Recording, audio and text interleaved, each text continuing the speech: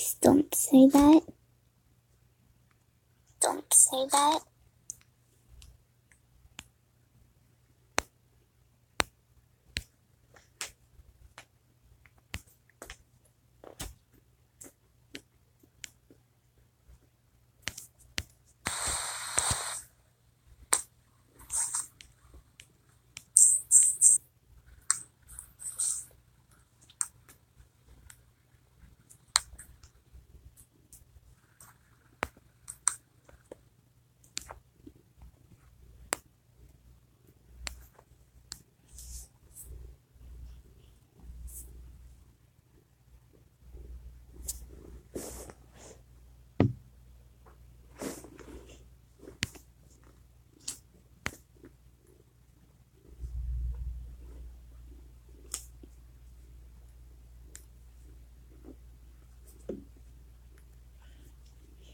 That's sad.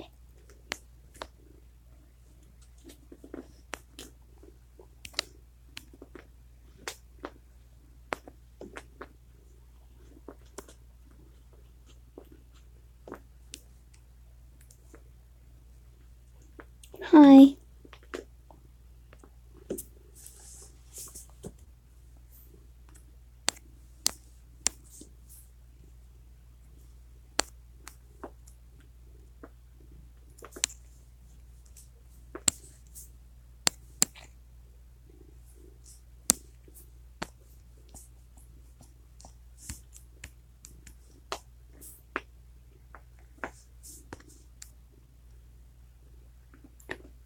Yes, I do. Yes, you will. I know it.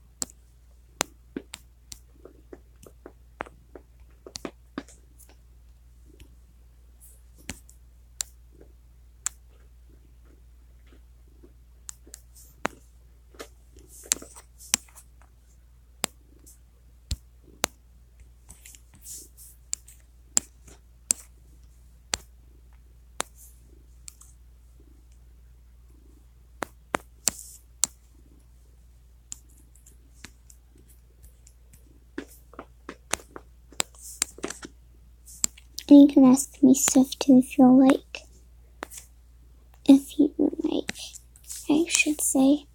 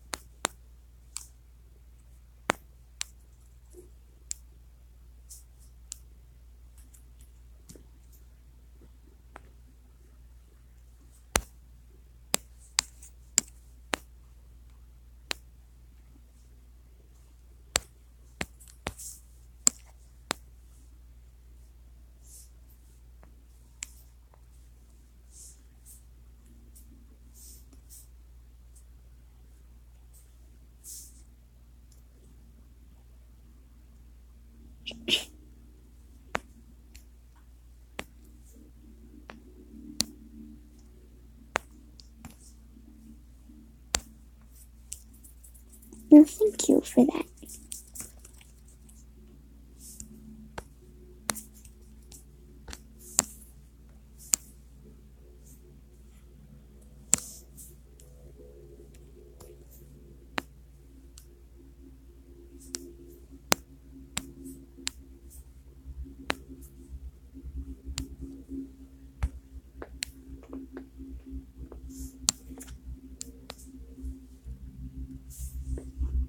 Oh, goodbye.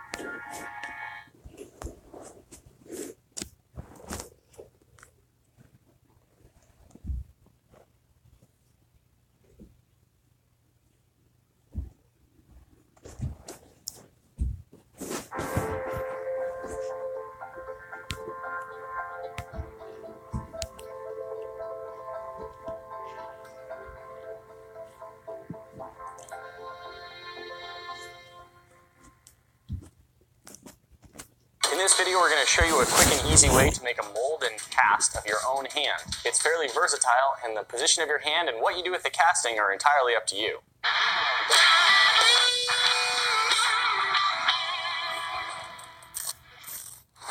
Molding and casting is actually something I've done quite a bit of, and I wanted to show you one of the very easiest ways to do it yourself. There are two main ingredients, a mold compound and a casting compound. I got both of these at a local craft and fabric store, but there are many options using the same basic idea.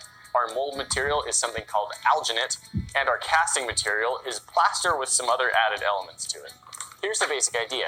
We'll quickly make a box using foam core and a glue gun. We'll mix up some alginate molding material and mold our hand inside.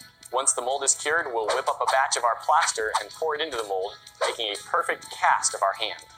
This box will have a bottom and 4 sides to it, and of course no lid because my hand needs to be able to fit down inside. So I'm going to start making some marks on this piece of foam core that are just big enough for my hand in the thumbs up position to fit inside. This piece right here will be the base, so now we need to measure out the 4 pieces that will act as the walls. I want to leave a little bit of a gap at the bottom so my hand isn't pressed down onto it, so let's lift that up.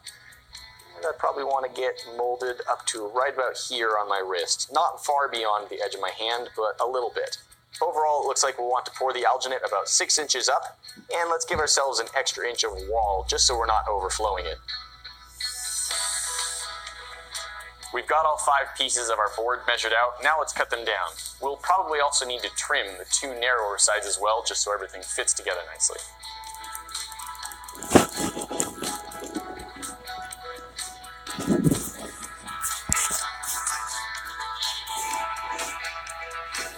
Alright, we now have this beautiful little white paper box, and this should do a perfect job of holding our alginate. This alginate mold material has a couple of advantages and disadvantages over mold materials we've used in the past. You've probably seen some of our videos where we used silicone to make molds of things, and silicone is great for a lot of uses.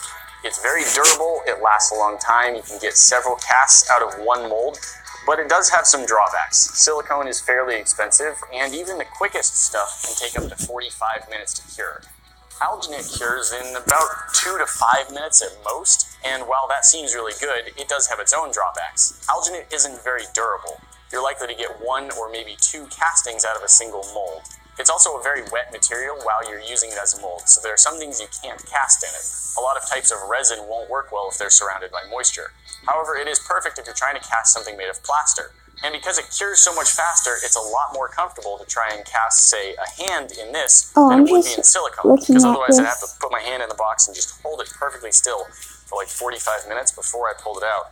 And then I'd have a really hard time getting my hand out of there. Silicone grips quite a bit, whereas the alginate is a lot more slippery, so I should be able to just slide my hand right out of the mold once it's done. To get a good sense of how much alginate mixture we're going to need, let's first fill up our box with sand and then pour that into our bowl. That'll show us about the level we're expecting to get to. I am also adding my hand into the box to get an accurate measure of the volume. Alright, I think that is just about exactly where we want our alginate to go to. That's covering up the end of my wrist. Let's see if I can pull my hand out. Hello. With the particular alginate that I'm using, it has a ratio of 0.83 cups of alginate to 1 cup of water, which is 1/2 a cup plus 1/3 of a cup to 1 cup of water. If you're using a different brand of alginate, it may have a different ratio. Make sure you follow the instructions that come with your packaging.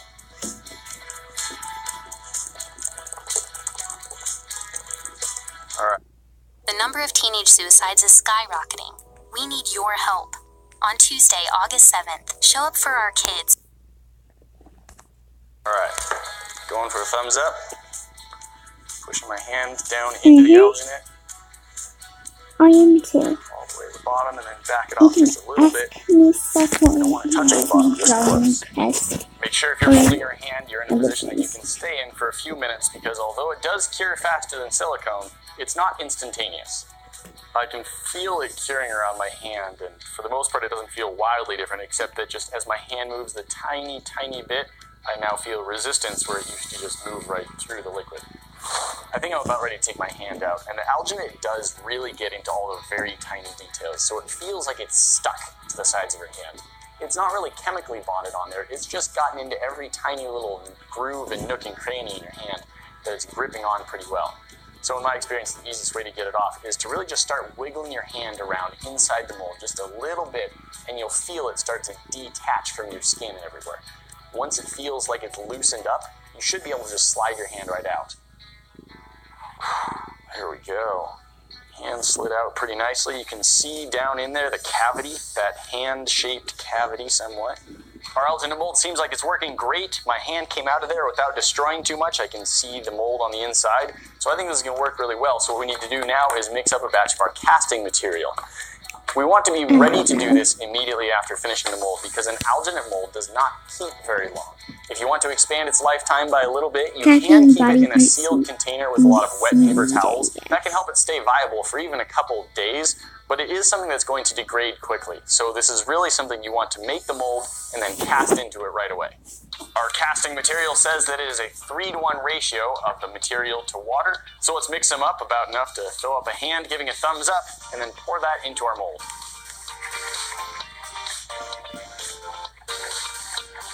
Our plaster is now nice and evenly mixed together. It's definitely a thicker substance than water, but it's thinner than, say, honey. Like watered down Elmer's glue, maybe. Now I'm just going to tap and shake this bowl for a couple minutes, trying to get some of the extra air bubbles out of the plaster. I think we're now ready to pour our plaster down into the alginate. Let's hope I mixed up enough. If I didn't, however, while the plaster is still liquid, I'll be able to mix up another smaller batch and add that to it.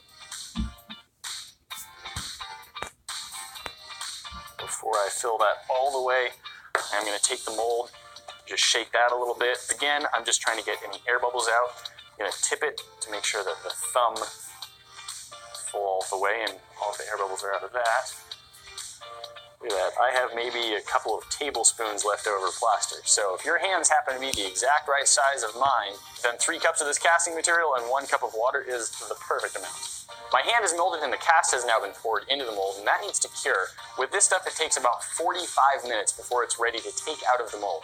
So let's set this aside for 45 minutes, and while it's going, I think I'm actually just going to whip up a whole second batch of alginate and make a second mold so I can make sure I can get 2 of these thumbs up castings.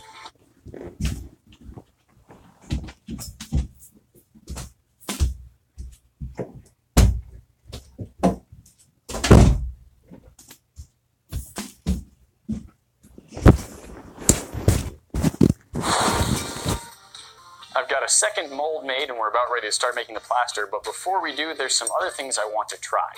This version of the hand, I'm hoping we can turn into a wall decoration, something that actually just attaches to the wall with some threads. So here I have a threaded hook, and we're going to try embedding this in the plaster as it cures. And I also have this spare piece of steel rod. We're going to try and bend that to a shape so it fits nicely into the thumb. I'm going to fit this wire down inside the mold, right down into the end of the thumb, so that this angled portion should be in the body of the hand so it's nice and stable.